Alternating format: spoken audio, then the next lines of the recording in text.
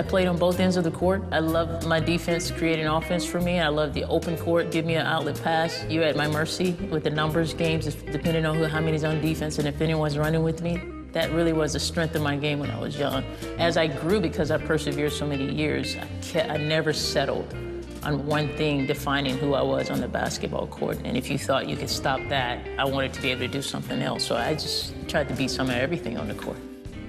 I wasn't one you want to talk to. If I heard you talking, obviously you were wasting energy anyway, but I wasn't going to waste mine on you talking. All that did was piss me off. The way we played the game, especially back in my day, girls went at it hard. We were physical without fighting. We were aggressive as far as competitive in nature for who was going to win this game. I mean, just the greatness of great shooting, great athletic ability, and great coaching. No, I'm the oldest. I'm the oldest of 5, and I'm the only girl. And I started out with a trash can. Man, I had a little flat, deflated balloon ball trying to shoot in a trash can. Then somehow we found a bike rim, knocked the spokes out of the rim, nailed it to a tree, boom, heaven. So that's where it started. You're talking about a little young girl, grew up in the South at a time where taboo to be, to be active as I was with the boys. And I started sneaking off to the park for my mother, and nothing but boys down there. And somehow I fought my way onto the court, and all I had in me was a lot of fight. And just for that reason alone, when you can fight, the guys love you, and you can fight with your heart to win, because once you lose, you might as well go home. I garnered some respect from the guys in the neighborhood, and from that moment on, they took care of me, and my creds went up so high with all the street guys. I'd play in the heat of the day to rain at night. The 92 team, I have a lot of memories. I just knew them, Michael, I spent a lot of time with him on the 84 team. He made the 84 Olympic team. Charles, of course, I met Charles in college. Magic was just the ultimate of maleness. I mean, he's just always been a quality class act. Every time you see Magic, nothing but respect. The relations that we were able to share back there was strong. We fed off of each other. If I went to watch a men's game, I couldn't wait to get back on the court to represent just like they just represented. You look up at our games, there they are sitting and watching our games. So you feel that love for each other. Really, Cheryl carried the torch for women's basketball. She was the face, even in college, and deservingly so. She was good. She wasn't the only one, but she was deserving of what she got for sure. Of course, in my mind, I thought I was just as good. I thought Lynette Woodard was just as good. I thought even Kathy Boswell, who you probably never heard of, most of her career was spent overseas, Janice Lawrence, just a lot of great players, a lot of great Louisiana Tech, All-American players out there that they were actually winning national championships back at that time. These are the type of women that I graced the court with that I had no choice but to go out and perform or get eaten alive. Seriously, like, if you don't bring it every day, you're gonna look like a stepchild big time, every day.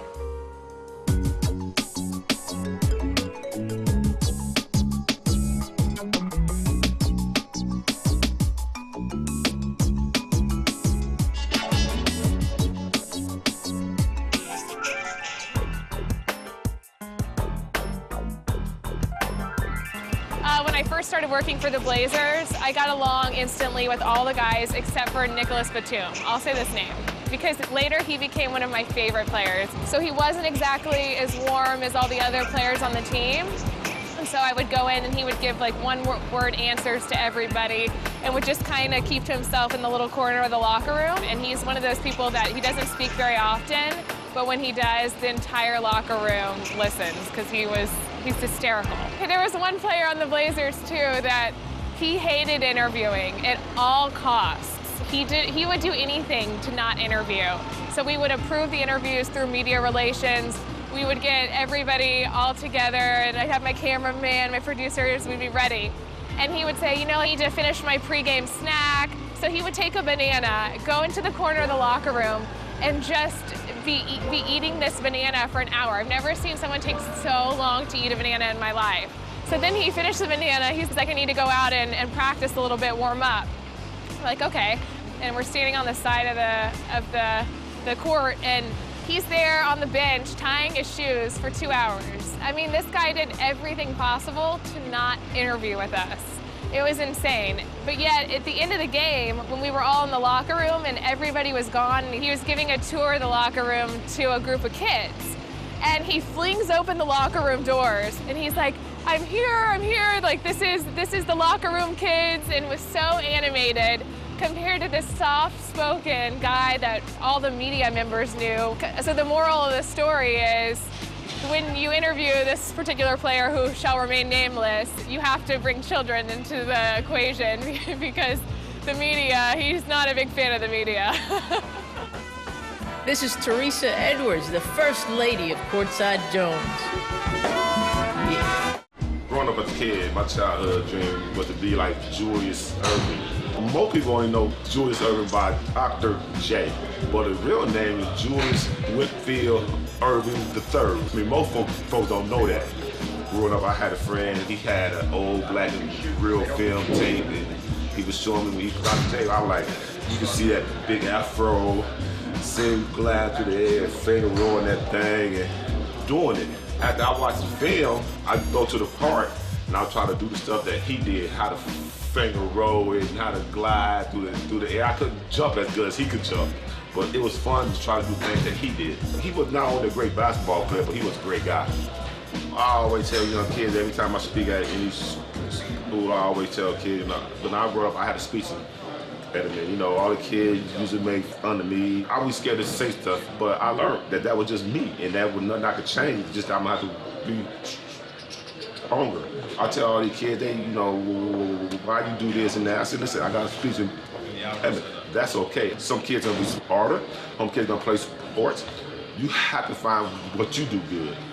When I used to play, the kids used to make, you know, jokes at me, and the kid was like, oh, you can't talk, you can't talk. I said, okay. I can't talk. At the end of the ball game, I had about 38 points. I said, that's big enough, right? He was like, yes, I said, next time you won't say anything to me about my speech impediment. In which it was a thing that made me stronger, and it made me to respect more of what I could do. I love to play the game. When I was in the 8th grade, I told my teacher I would play pro basketball. She was like, okay, yeah, right. When I had my first NBA game, I got her a seat. Let her see that dream I made. And it just shows that if you put your mind to it, you set goals for yourself, anything can happen. If you work hard at doing it, anything can happen. You always want to play your childhood. So I was like, yeah, I'm gonna play Julius Erving. So he was hurt that game. The games 2, he was hurt. Third game, the 4th game, he was hurt. So the game 5, he played. I was like, yeah, finally get my chance to play against my man, Dr. J. So we running down the court, and I'm right beside him. We running up the court, and I couldn't even say hi. He was like, young fella, how you doing? I'm like, I'm just an odd doc, I'm playing beside you. He's like, oh, young fella, we're gonna have some fun tonight. We just go ahead and just play, we're gonna have some fun. So it was a play in the 3rd where the ball was a loose ball. It was rolling towards their hoop. Dr. J picked this ball up at the top of the key, and I just stopped. So when he picked it up like barehanded with one hand, picked it up. When he got to the free throw line, he just rose up. And somehow, he just kept going up. And I'm standing right behind it. I'm like, got my mouth wide open. He takes up on these 2 big guys, and they down here now. He like, time out, ref. So we go back to the sideline. I'm like, can y'all please put that up there again? I want to see this play again, because when great players make great plays, and I was in awe, because I really admire the way that he carried himself. He was just one of the greatest guys who I ever played against. Okay.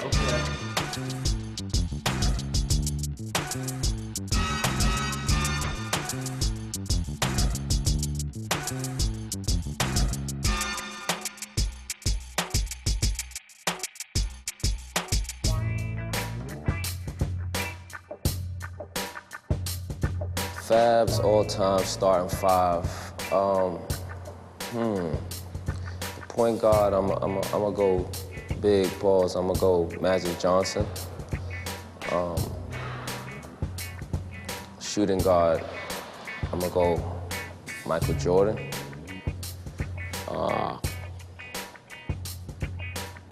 3 guard, he's not the typical 3 guard. But I think he's played the 3 and can play the 3. I'm gonna go Kobe Bryant. 4, I mean, the 4, I'm gonna go Kevin Durant. And 5, I'm gonna go Shaq in his prime, man. So you ain't put a shooter on your team like Bird? Nah, Durant can shoot. Durant can shoot. Jordan got that, huh? Yeah, Durant at the 4. Kevin Durant in the 4, man. Kevin Durant, I mean, I know he's, young in his game, but he's one of the most versatile forwards that I've seen. You know, he can dribble, come off the dribble. I don't really have, if you see my 5, it's not a dump the ball down in the paint kind of pick and roll kind of squad, you know. I ain't got Karl Malone in there or nothing. I got some guys that can run up the floor and create. Hi, I'm Ron Harper. You can catch me on Courtside Jones. So my journey to LA is 85, 86, I was in San Antonio. They released me, they brought in John Sumbo, and they drafted Johnny Dawkins. So I knew I was on my way out the door.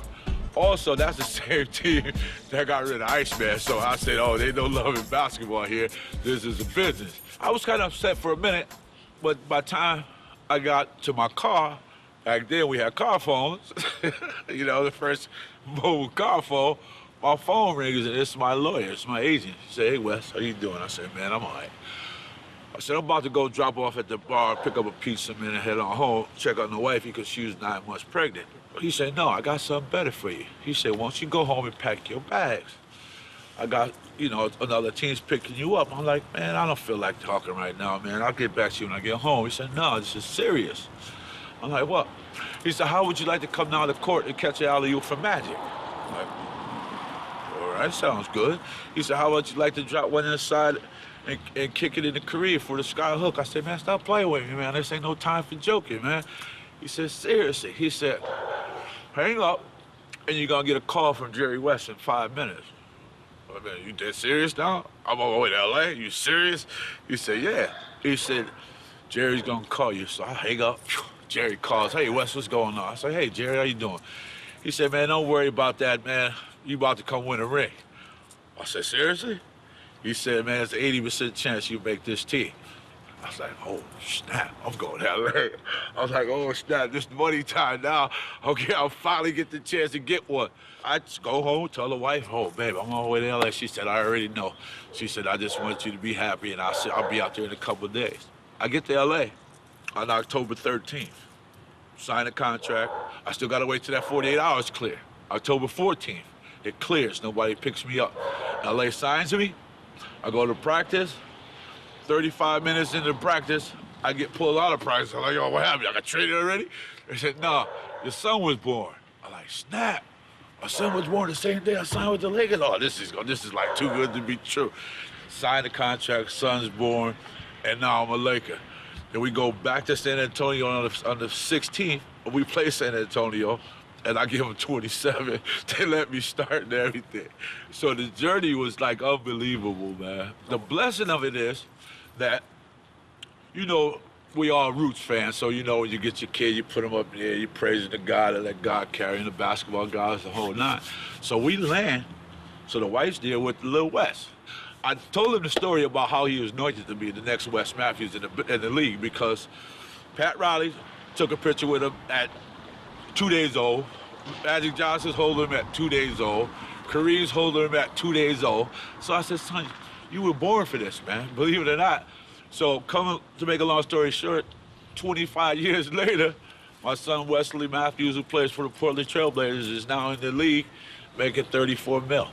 So it's a blessing in disguise to watch your own offspring playing the game of basketball, playing on the highest level, and now to see him work as hard as he is to be in the league, again, undrafted, had a great college career, ended up not getting drafted, never took it personal. Jerry Sloan gave him an opportunity and signed a one-year deal in Utah. Next year, free agent. God is good.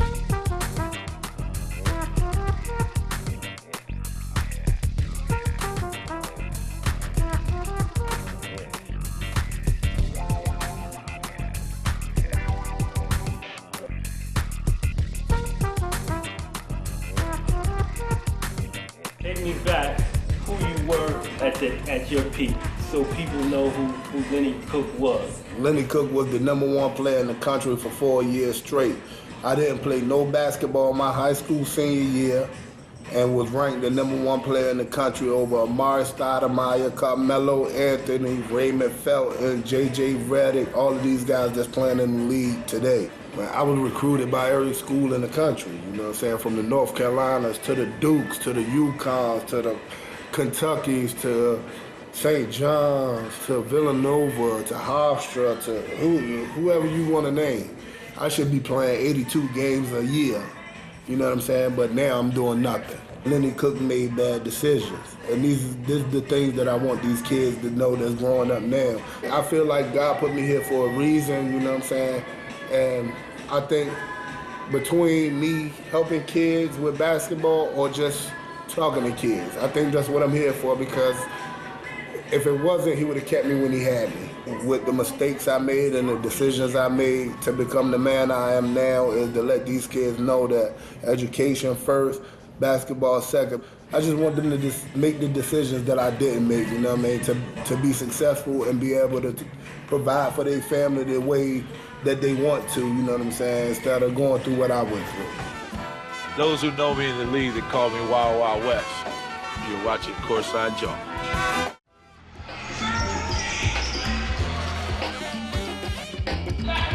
When we grew up, training was going to the park and camps. There was never no personal training, like instructor training. It was sparring. I was like, you know, it'd be a good idea. And then I used to do it, you know, for me. It was for my edge. So, because when I was young, I wasn't very good, you know what I mean? And I just was so driven, so passionate about it. I just kept working, and when I saw results, it almost became like a drug. You know what I mean? If I knew I had a tournament or a game, I had to go in the gym and shoot. And superstitiously, if I played a bad game and didn't go in the gym and shoot, I thought it was because I didn't go in the gym. I put the work in and got shots up. I was prepared. It did something for my psyche and my confidence. Because I know the guy who's guarding me ain't doing what I'm doing. See, to be good at something, you can't be normal. Most great people that are great at something aren't normal. You know what I mean? They're just not normal. Time out. Yeah, you don't see him? It's a bad shot, man. Look, hey, you're point guard. You gotta look around. He's wide open. He had teeth in his baby. Yeah, I've had some celebrities, guys work out me. Herb Gotti is a big-time client of ours. We got Michael Kidd Gilchrist, been working out me since the 9th grade. Sammy Perhalis, she's in the WNBA. A lot of NBA players came through here. Working out LeBron and Kevin Durant. They don't know me, and I was impressed with myself because I'm just me. I'm not gonna be starstruck when I'm here to do a job, because what happens is I'm not afraid to confront talent. And when you're afraid to confront talent, they can smell that. With pros, you gotta be right. You gotta give pros something that they never had before. I did moves. A lot of pros don't have any moves. So that, moves off the dribble. You know what I mean? Or how to beat your man off the dribble. There's ways to, do things, different things. I just teach them different things that they may have known or may have didn't know. LeBron, to me, is very good on the move. LeBron, I taught how to catch the move from a triple threat.